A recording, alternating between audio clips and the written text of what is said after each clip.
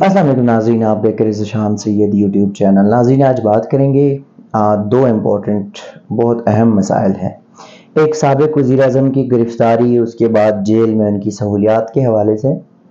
اور دوسرا جو معصوم بچی جو ملازمہ تھی اور ان کے اوپر جج کی اہلیہ نے بدترین تشدد کیا۔ تو سب سے پہلے وہ جو بچی رضوانہ ہے اس کیس کا ذکر کریں گے۔ رضوانہ اسلام آباد میں ایک جج کے گھر ملازمہ ہے، ان کی اہلیہ ان کو روز مارتی ہے اور بڑے بدترین قسم کا جو ہے اس کے اوپر تشدد کیا گیا۔ پھر وہ بات میڈیا میں آئی، ان کے اوپر مقدمات ہو گئے اور اس خاتون کے اوپر اسلام آباد کے ہمگ تھانے میں مقدمہ درج ہو گیا۔ پہلے انہوں نے لاہور ہائی کورٹ سے ایک پروٹیکٹیو بیل جو ہے وہ ٹرانزیٹری بیل لے لی، اس کے بعد وہ اسلام آباد کی مقامی عدالت میں پیش ہوئی۔ وہاں پہ ان کو پروٹیکٹیو بیل 1 ہفتے کا مل گیا اور اس میں ان کو کہا کہ آپ عدالت سے جو ہے وہ اور ریسپونڈنٹ کو نوٹسز جاری کر دیے۔ پھر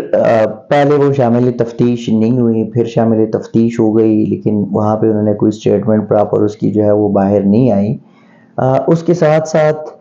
جب اس کے بعد پھر جے آئی ٹی بنی اور 5 رکنی جے آئی ٹی تھی، 5 رکنی جے آئی ٹی میں وہ ملزمہ سمیہ عاصم حفیظ جنہوں نے بچی کے اوپر تشدد کیا تھا، وہ ان کے جو ہے وہ کورٹ میں پیش ہوئی، جے آئی ٹی کے سامنے پیش ہوئی۔ تو جب یہ جے آئی ٹی کے سامنے پیش ہو گئی، وہاں پہ انہوں نے ایک سٹیٹمنٹ دیا۔ سٹیٹمنٹ یہ تھا کہ جو بچی ہے وہ ان کے گھر ملازمہ نہیں ہے،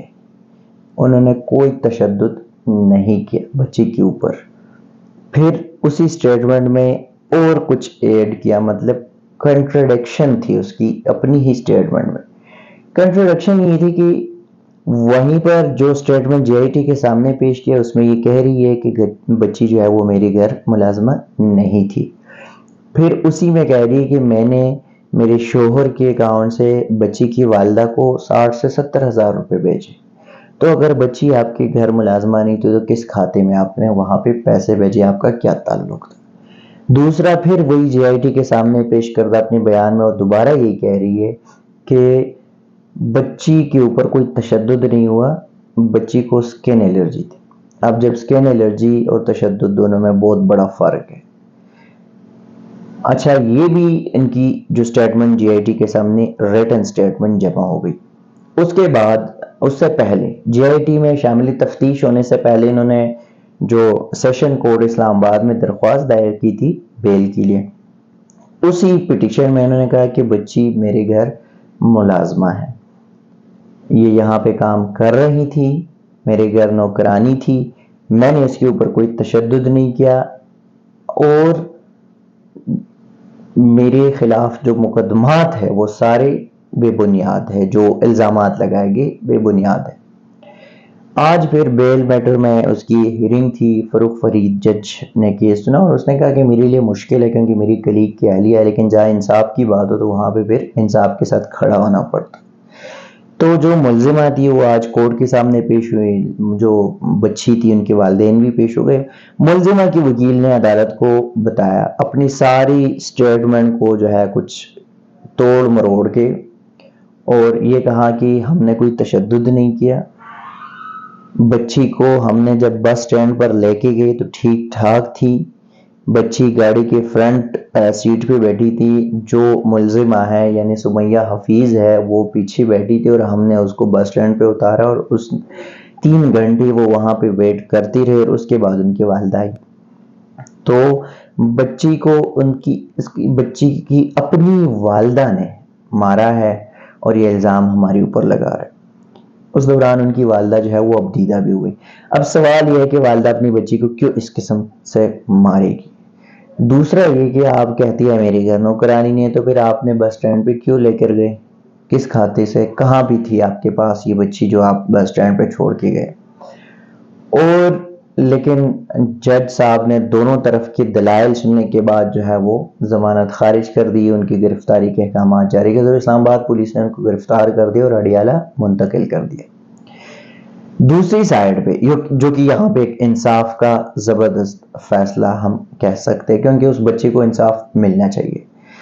دوسری سائڈ پہ آتا ہے کہ چیئرمین پی ٹی آئی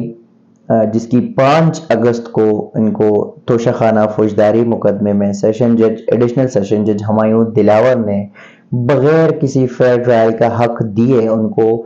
3 سال قید، 1 لاکھ جرمانہ اور 5 سال کے لیے نااہل کر دیا، اور جج صاحب ایک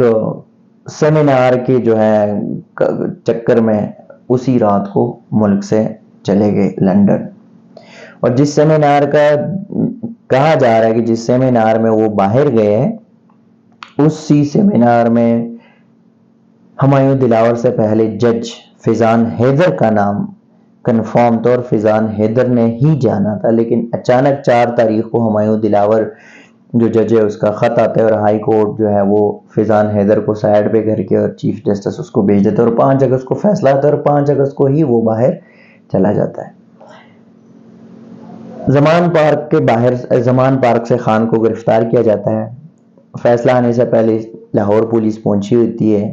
فیصلہ آنے کے بعد اسلام آباد پولیس وہاں پہنچ جاتی ہے اچانک، مطلب اتنا ڈسٹنس جو 3-4 گھنٹے کا رستہ ہے وہ سیکنڈ اور منٹ کے حساب سے طے ہوتا ہے، اور پھر اس کو یہاں پہنچا دیتے ہیں۔ پہلے وہ ان کو اڈیالہ لے کے جانا ہوتا ہے اور پھر اڈیالہ سے رستے سے اس کو جو ہے کورٹ اپنا اٹک جیل منتقل کیا جاتا ہے۔ اچھا، اٹک جیل میں ایک سابق وزیر اعظم کو جو ہے C کلاس بیرک میں رکھا جاتا ہے۔ قانونی طور پہ جو وزیر اعظم ہوتے ہیں یا جو صدر ہوتے ہیں ان کی یا اور اسی قسم کے کوئی بڑے پبلک آفس ہولڈر ہو تو ان کی A کلاس ہوتی ہے کیٹیگری،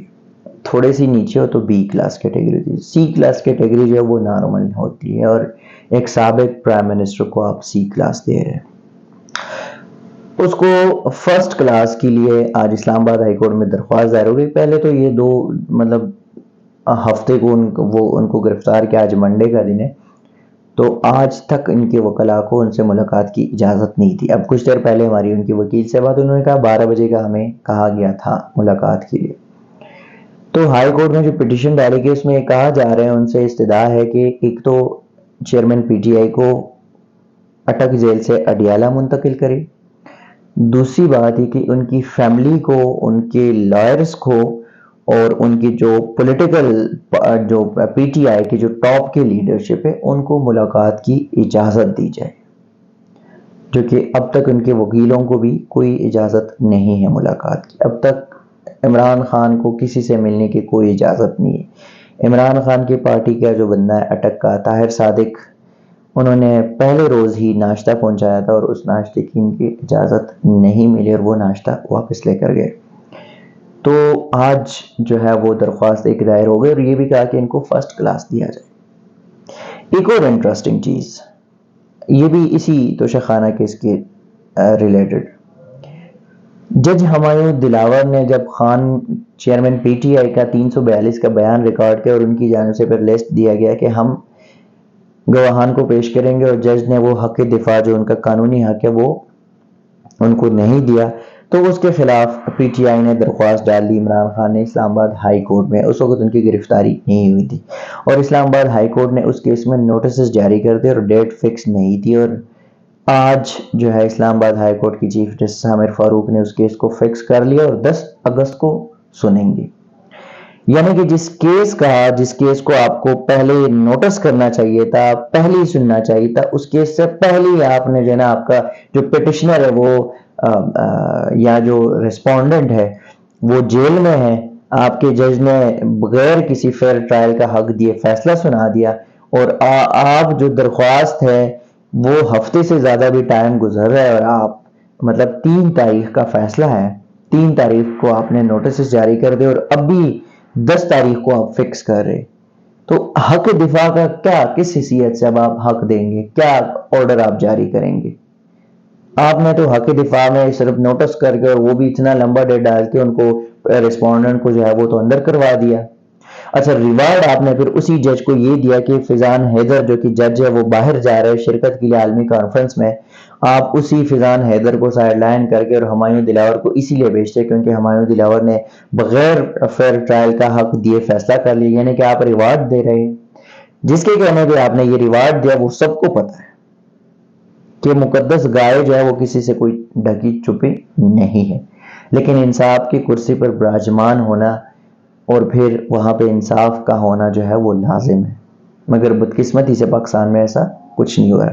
ناظرین اب تک کے لیے اتنا ہی، اسی قسم کی چیزیں آپ کے ساتھ شیئر کرتے رہیں گے، تب تک کے لیے دیجیے گا اجازت، اللہ حافظ۔